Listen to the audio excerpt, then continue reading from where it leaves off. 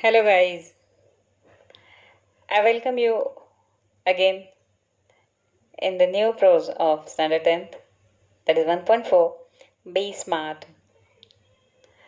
Actually, we use a word smart for a person who's looking good, who's living good, who's impressing, or who's impressive. We are using the smart for those people. But here, you're getting some different meaning of smart. So, what is it? Let us see in 1.4, Be Smart. Champions aren't made in gyms. Champions are made from something they have deep inside in them: a desire, a dream, a vision. They have to have the skill and the will, but the will must be stronger than the skill. Successful professionals thrive in the same manner. We all have natural talents. If we use that talent to set our goal in life, we can easily get success in life. We shall not achieve our goals if we do not take action to achieve them. Setting goals has two valuable assets: a sense of originality and a stepping stone to illuminate the path. Goals put at the helm of life pursuing them acknowledge a better situation. They help to steer a course of life rather than simply drifting along and letting this happen. Setting goals may appear easy, but for some it is quite challenging. Fear of failure may be avoided in the absence of any goals. After all, one has to decide what one wants to achieve in the end. To accomplish goals, experts recommend a 5 steps approach: SMART. Specific, measurable, achievable, realistic, time bound. SMART goals have a specific rubric. So, guys, SMART is nothing but an acrostic, that is SMART. But just now, I'm going to show you a little story. Watch it. This story will help you to understand the smart work. The story of two woodcutters. There were two woodcutters. They were told to cut wood. They were given access to. The first woodcutter sat and thought for a while, then he began to sharp his axe, while another one, without wasting time, began to cut woods. After some time, he felt it very difficult. After a while, he couldn't cut the wood properly, so he became irritated. But the first one who sharpened an axe could cut easily and finished his work happily within a very short time. What do you think? Who is smart? The first one or the another one who cut without wasting time? Let us see. Every letter from SMART stands for some specific meaning. Specific involves identifying a specific area for improvement.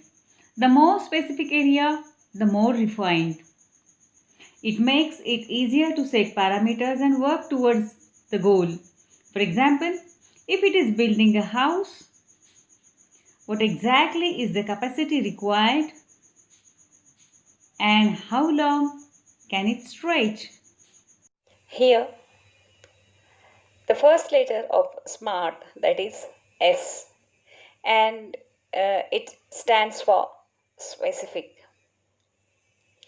You're told to be specific with your goals in life. You have to be true to that particular exact goal so that it will be achievable. Here, M is for measurable. Quantifying goals provides specific ways to track progress against goals. This makes it easy to benchmark performance throughout the goals period, including areas to improve. While playing football, one's exact role and position has to be clearly defined. M stands for measurable. The efforts you're doing for your success should be measurable. You've given here example of football players. Those players who are having their own places at certain place, isn't it? Even you introduce your word benchmark. What is a benchmark? Here in our glossary too, it has given here benchmark is nothing but a standard which can be measured. So that benchmark must be there when you're trying to reach to your goal. Achievable. Setting goals that can be completed in the designated period of time. Often, these goals may act like stepping stones to help meet broader goals that further define a career. As a student, we can't become president or prime minister but can hope to reach those heights in future. A. It stands for achievable. The goal you decided to achieve, it should be in your reach, or you should be ready to do the practices to achieve that goal. Here, you're told about the period in which you're trying to set your goal. Realistic. It is important to create goals that are within one's current skill set or area of expertise. Building expertise takes time, so expecting to become an expert in a short amount of time is unrealistic. Being realistic will make it easy to be successful at attaining goals. If defensive and not aggressive, the goals perhaps lacks realism. We must have the clear picture in mind and must have ability to adhere to that picture. R. This R stands for realistic.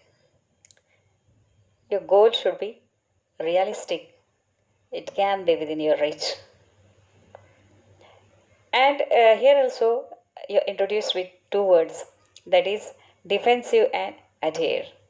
Defensive, that is justificative, and adhere, that is bind.